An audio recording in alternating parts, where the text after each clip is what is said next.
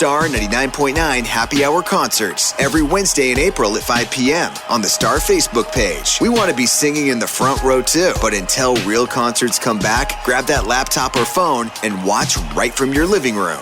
Star 99.9. All right, it's another Star 99.9 Happy Hour concert. It's Kevin Begley, and I'm here today with Tate McRae. Thank you so much for being here, Tate. Appreciate it.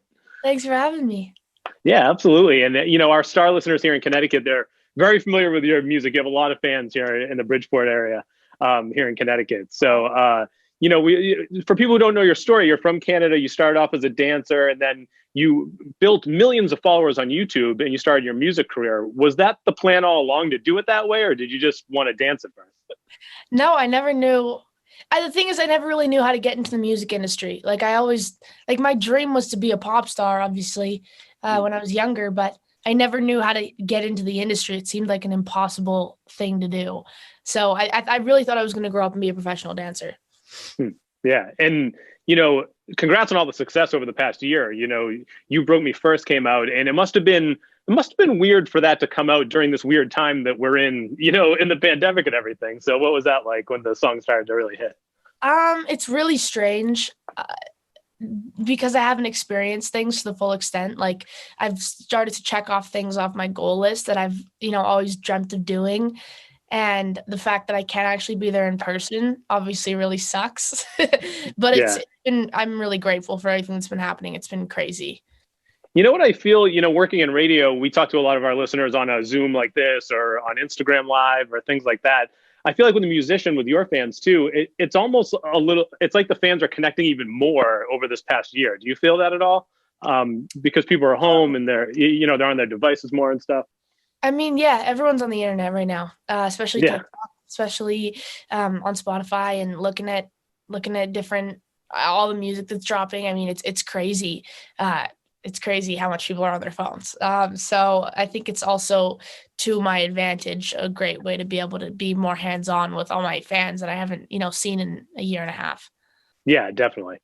And, your EP, you just put out your second EP recently. So those songs on that. So had you been working on those this whole time over this past year, or did you already have those ready to go? So majority of them on the EP were written over the pandemic. But I had a few written like 2 years ago or something. So at the end of the day, it was like what sounded most cohesive, and I re-recorded everything, and I think they all kind of fit into their own bubble. Yeah. And you make a lot of your music at home. Is that where you usually do it, where you're sitting right now, where you make all your songs? Literally, this is my dad's old office. So nice. I just turned into my own, home studio, and it kind of works. So now, when you first started your YouTube channel, when you were setting everything up, was there things you needed to, was there lighting you had to get and stuff to record? Like, what was that process like, trying to get your whole, setup ready to go as far as audio and stuff?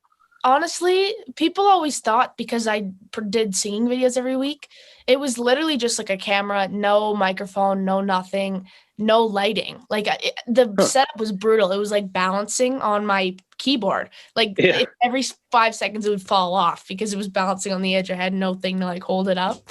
Yeah. So it was a bad setup, but it worked. Nice. Yeah, I feel like a lot of times having that raw setup like that, like it almost makes it more authentic. Like I feel like people connect more on when people are watching the videos and stuff.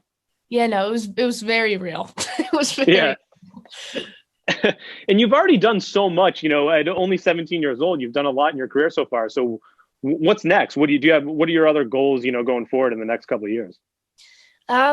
I mean, I'm just right now looking forward to festivals and tours. I think that's what I'm really excited about.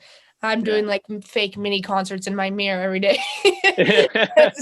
You can't do anything in real life, which sucks. That for sure. Mostly performing at the moment is a big thing of mine that I want to do. Yeah, festivals. I can't wait till festivals come back. There's just something about a shared live experience like that with people. I mean, the virtual stuff's great because I do feel like, even doing an interview right now, people can connect right from their house and they can see their favorite artists, but there's nothing beats live in person. I mean, you got to be looking forward to that for sure. No, nothing beats it. Awesome. All right, Tate. Well, thank you so much. We're going to watch you perform. And thank you for doing this for us. Thank you for taking the time to perform songs and talk to us. We really appreciate it. Of course. The first song I'm going to be doing is called Wish I Loved You in the 90s. This is in my last EP, so here we go. You said you never lie, but you did it anyway. So how am I supposed to feel when you said it so real to my face? And you said you'd make a promise, but a promise never stays. So how am I supposed to act when it's just how it is nowadays?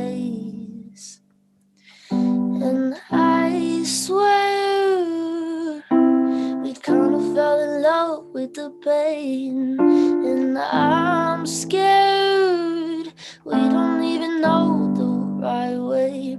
Wish I loved you in the 90s, 'cause I know that we would work. Say wrong place, wrong time, should've been alive, bet it wouldn't hurt if I had loved you in the 90s, back when life wasn't a blur.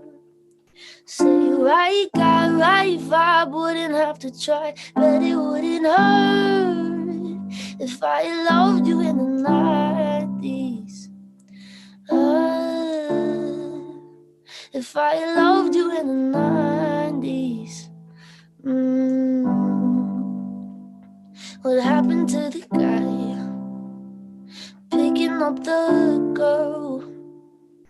And now you speed down the highway and don't care to say a word. In my head it's kinda dreamy, I imagine it with you. On the long record, I'm looking at the sky like 92. And I swear we kind of fell in love with the pain. And I'm scared we don't even know the right way. Wish I loved you in the 90s, 'cause I know that we would work. Say wrong place, wrong time, should've been alive, bet it wouldn't hurt if I had loved you in the 90s, back when life wasn't a blur. Say right guy, right vibe, wouldn't have to try, bet it wouldn't hurt if I had loved you in the 90s. If I loved you in the 90s.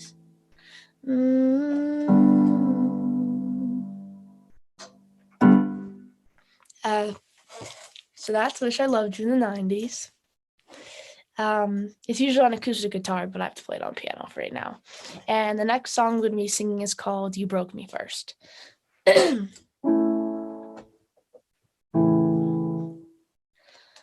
Maybe you don't like talking too much about yourself, but you should have told me that you were thinking about someone else.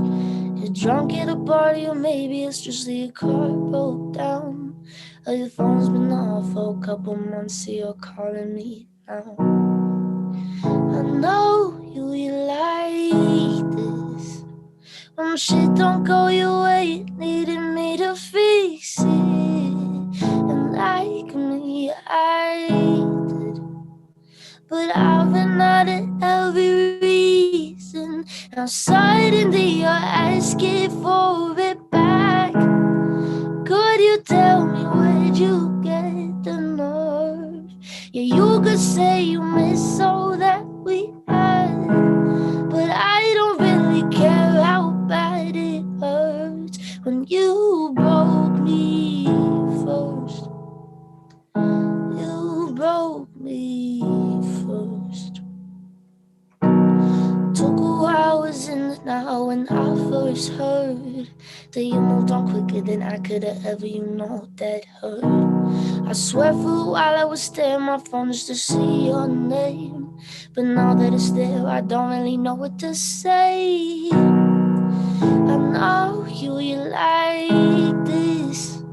When shit don't go your way, needed me to fix it. And like me, I did, every reason. Now suddenly you're asking for it back. Could you tell me where'd you get the nerve? Yeah, you could say you miss all that we had, but I don't really care how bad it hurts when you broke me first. You broke me first. And those are the two. Yay. All right, awesome. Thank you so much, Tate. Really appreciate it. Thank you for having me. Yeah, absolutely. And hopefully sometime soon we can do this again in person when everyone's back and you come up here near Connecticut. Perfect. I'm so down.